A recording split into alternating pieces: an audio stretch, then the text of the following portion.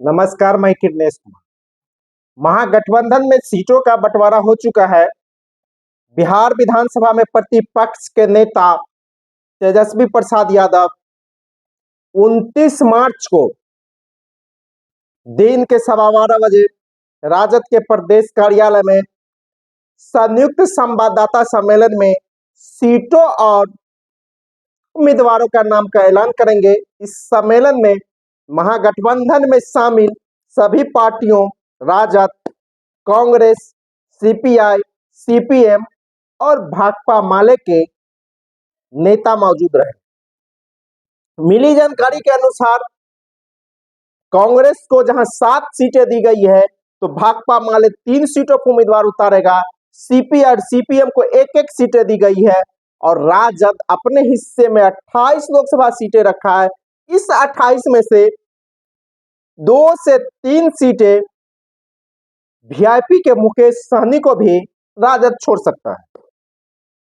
कांग्रेस को जो अभी तक सीटें छोड़ी गई है वह सासाराम सुरक्षित, पटना साहिब, पश्चिम चंपारण, किशनगंज, कटिहार, समस्तीपुर सुरक्षित और गोपालगंज सुरक्षित है। भाकपा माले को काराकाट, आरा और नालंदा सीट दी गई है। सीपीएम के हिस्से में खगड़िया गई है, तो भारतीय कम्युनिस्ट पार्टी बिहार का लेनिनग्राद कहे जाने वाले बेगूसराय सीपीआई के हिस्से में गई है।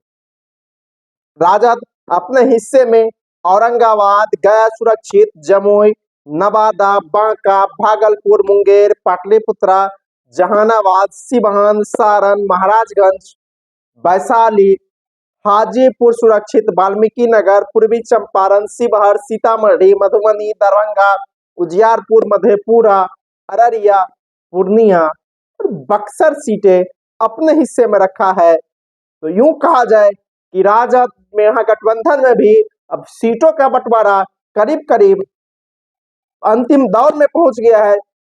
अगर उम्मीदवारों की बात की जाए तो राजद और सीपीआई, सीपीएम, भाकपा माले के हिस्से की जो सीटें हैं उसका उम्मीदवार मेरे पास लिस्ट है। हाँ, साथ ही साथ मुजफ्फरपुर और झंझारपुर भी राजद के हिस्से की सीटें हैं। राजद मुजफ्फरपुर और झंझारपुर लोकसभा सीटें वीआईपी के मुकेश सहनी को छोड़ सकता है। अगर उम्मीदवारों की बात की जाए तो काराकाट से सीपीआई एमएल के पूर्व विधायक राजा राम सिंह उम्मीदवार होंगे। आरा से विधायक सुदामा प्रसाद उम्मीदवार होंगे, तो नालंदा से पालीगंज के विधायक राजद के भाकपा माले के उम्मीदवार होंगे सौरभ। इसी तरह खगड़िया से सीपीआई के सीपीएम के संजय कुमार उम्मीदवार होंगे, तो बेगूसराय से अवधेश कुमार राय सीपीआई के उम्मीदवार होंगे। अगर राजद के हिस्से की बात की जाए तो औरंगाबाद से अभय कुशवाहा, गया सुरक्षित से कुमार सरबजीत, जमुई से अर्चना रविदास, नवादा से श्रवण कुशवाहा, बांका से जयप्रकाश नारायण यादव, भागलपुर से अरुण शाह, मुंगेर से अनीता देवी, पाटलिपुत्रा से मीसा भारती, सिवान से हिना साहबिया, बिहार विधानसभा के पूर्व अध्यक्ष अवध बिहारी चौधरी, जहानाबाद से सुरेंद्र यादव, सारण से रोहिणी आचार्य, महाराजगंज से रणधीर सिंह, वैशाली से मुन्ना शुक्ला, हाजीपुर से शिव चंद्र राम, वाल्मीकि नगर से अभी तय नहीं हो पाए, कल तक रात तक हो जाएगा, पूर्वी चंपारण, शिवहर से रितु जायसवाल, सीतामढ़ी से दिलीप राय, मधुबनी से फातमी, दरभंगा से ललित कुमार यादव, उजियारपुर से आलोक मेहता, सुपौल से चंद्रहास चौपाल, मधेपुरा से संतानु या और कोई उम्मीदवार हो सकते हैं, अररिया से सरफराज आलम होंगे, पूर्णिया से बीमा भारती और बक्सर से सुधाकर सिंह राजद के उम्मीदवार होंगे।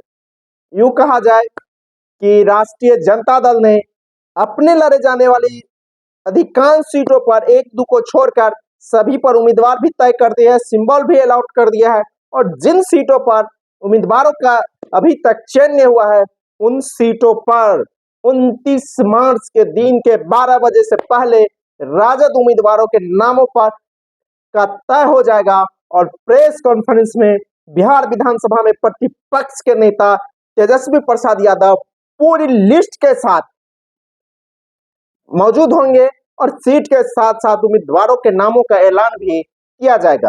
हालांकि कांग्रेस और राजद के बीच जिन सीटों पर अभी भी जिच कायम है वह गोपालगंज सीट है, पूर्णिया है, सुपौल है, इन सीटों पर अभी भी जिच कायम है। लेकिन जो 7 से 9 सीटों कांग्रेस को देने की बातें हो रही है, इसके बदले में राष्ट्रीय जनता दल ने झारखंड में 2 सीटों की दावेदारी कर दी है। चतरा तो पहले से ही राजद ने दावा किया है और एक और सीट राजद मांग रहा है।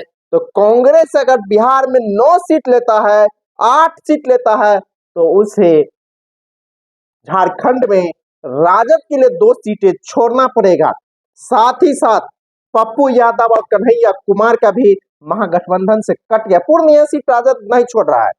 पूर्णिया सीट से राजद की बीमा भारती होंगी, तो बेगूसराय सीट से सीपीआई के अवधेश कुमार राय उम्मीदवार होंगे। मालूम हो कि बिहार में पहले चरण का नामांकन का दौर समाप्त हो गया और दूसरे चरण का भी शुरू हो गया है। मैं पहले से ही कह रहा था, राजद सुप्रीमो लालू प्रसाद यादव पहले चरण से पहले नामांकन उम्मीदवारों का ऐलान नहीं करेगा, क्योंकि पहले चरण में कोई भी सीट महागठबंधन में राजद छोड़ के दूसरी पार्टी को नहीं दी गई है। पहले चरण की 4 में 4 लोकसभा सीटें औरंगाबाद, गया, जमुई सुरक्षित और नवादा पर राजद ने अपने उम्मीदवार उतार दिए। औरंगाबाद सीट को लेकर कांग्रेस के बीच जिस था।